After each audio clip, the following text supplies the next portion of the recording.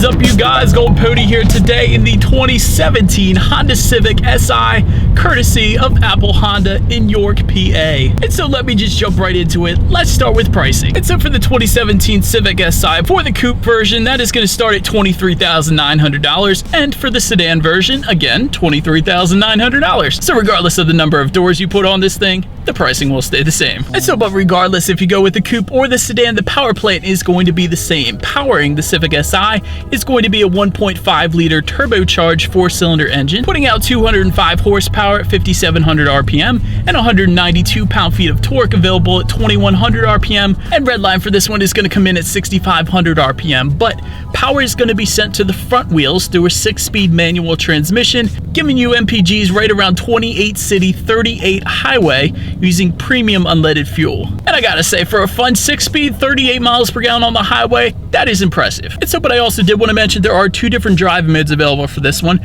So directly behind the shifter, kind of to the right, there is going to be a sport driving mode, and that is going to give you an LED red illumination around all the gauges, but that is also going to adjust the throttle response, steering sensitivity, and the damping as well. And then of course, if you press that sport button again, that puts it back into the normal driving mode. But so then, in case you were wondering what the differences are between the 2017 Si versus the 2016 Si, although it's just an 8 horsepower gain from the previous generation, the handling characteristics are much more substantial. So to start, there is a sport-tuned suspension for the Si with active damping, also an adaptive electronic steering system with variable ratios, then a limited slip differential, 30% stiffer front stabilizer bar, again compared to the previous generation, 60% stiffer rear bar, and solid front and rear compliance brushings and rigid upper control arms, which are actually shared with the Civic Type R. And let's face it, anything shared with the Civic Type R is definitely a good thing. And so I'll tell you what, you guys, it has been quite a while since I've drove a 6-speed in a Honda, and so the last time I did that, I do remember the transmission being extremely smooth and easy to shift, and there is no change to that. The Civic Si has extremely easy to find grab points, and it is quite an easy manual to drive, so if you were looking for a good first car to learn how to drive manual on, the Civic Si would not be a bad choice. But so then when it comes to visibility, I have a big old rear window back there, so absolutely no issues with visibility. Also like seeing that rear spoiler back there, that definitely looks good as well. And so, but I was mentioning the driving modes earlier. I just put it in sport driving mode, and I can tell you there is actually a much heavier steering feel. I do notice the difference, and I love that because a lot of driving modes these days, when you put it in that sport driving mode, a lot of times it'll only hold the RPMs to a higher level, giving you a quicker acceleration. But I do like when it adjusts the steering sensitivity as well. That is what it's doing right now.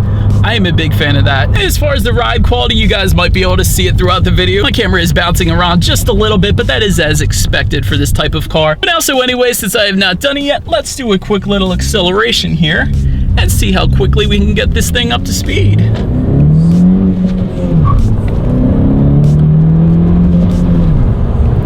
I will say there isn't a lot of torque steer. With a higher horsepower car and the power being sent to the front wheels, a lot of times torque steer does exist, but with the Civic Si, I would say there is just the right amount of power to put down to the front wheels on this one, and definitely a quick acceleration as well. And so, but anyways, enough of the driving dynamics, let's check out the exterior. And so up front, there are projector beam halogen headlights with the automatic feature, meaning when it starts to get dark out, those headlights are going to automatically turn on for you when it detects the darkness, so you don't ever have to worry about that. Also, just below that, fog lights are there as well, and of course, you got your Si badging, differentiating yourself from the other Civics out there. And then make your way to the side, there are body-colored door handles, also body-colored heated power side mirrors. They do come standard. And when it comes to the shoes on this one, 18-inch alloy wheels come standard with gloss black accents. Definitely look good on the Si here. But then making your way to the back, there is a body-colored rear spoiler I was referencing earlier.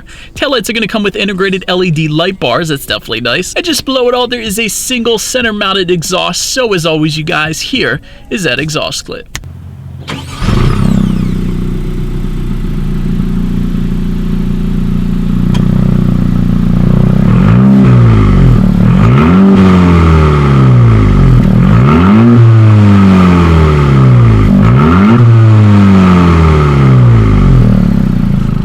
Since we are around back, to unlock that rear hatch, there is a button on the key fob. I'm going to show you guys that right now. But once unlocked, cargo capacity is going to come in at 14.7 cubic feet. And if that was not quite enough space for you, those rear seats do fold down for a ton of added space if you needed it. And then making our way forward, the rear seat legroom comes in at 37.4 inches. So for reference, I'm an even 6 feet tall. This is how much space I have going on back there. And making our way forward, when it comes to those front seats, they do come heated. Also, they are manually adjustable. And then towards the top, there is that Si SI logo in the upper part of the backrest. And while we're still in the driver's seat, the steering wheel does come tilt and telescoping with red stitching. So between the seats and the steering wheel, I was definitely able to find my perfect driving position there. But so when it comes to the startup, let me show you guys the key here to start. You do have your Honda logo on the one side. And then when you flip the key over, you have lock, unlock, and that button to pop the rear hatch as well, like I was previously mentioning. But anyways, it is all keyless entry, so simply put your foot on the brake and clutch and press that engine start button. And then upon startup, those gauges will do a full sweep. Very cool introduction display there. And there is a absolute ton of information you can scroll through within that center display. And you can do that by using the steering wheel mounted controls located on the left side of the steering wheel. So rather than me rambling off all of those different things you could scroll through, I'm just going to let you guys check it out right.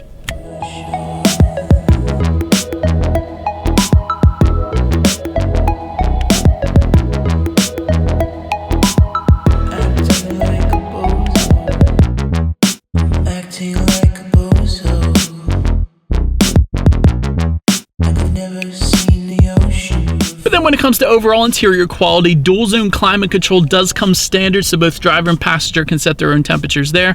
There is an aluminum shift knob with leather, and there are textured aluminum pedals, which is always nice. And there are 12-volt and USB connections as well. That's going to be actually located in the second tray underneath the first one there. Kind of keeps all the wires out of everyone's business, so that's pretty cool. And then if you look up, there is a power moonroof. And overall in the interior, this one is very direct, very to the point, definitely more of a driver's car kind of setup in the inside. So it definitely works for the SI. But then front and center, when it comes to the tech, there is a 7-inch high-resolution infotainment screen that does come standard, you guys, with Android Auto and Apple CarPlay. And I do have that one on my vehicle as well, and is absolutely something I cannot live without at this point. It gives you access to Google Maps, which is, in my opinion, the most updated and most accurate mapping out there right now. It instantly recalculates you if there's an accident, and I find myself using that quite often in my own vehicle. But also with that Android Auto or Apple CarPlay, you can like and dislike your Pandora songs up on that touchscreen display. And there's a couple other apps you get access to as well through that. But continuing on, there is also Bluetooth and audio streaming. This one does come standard as far as the sound system goes, with a 450 watt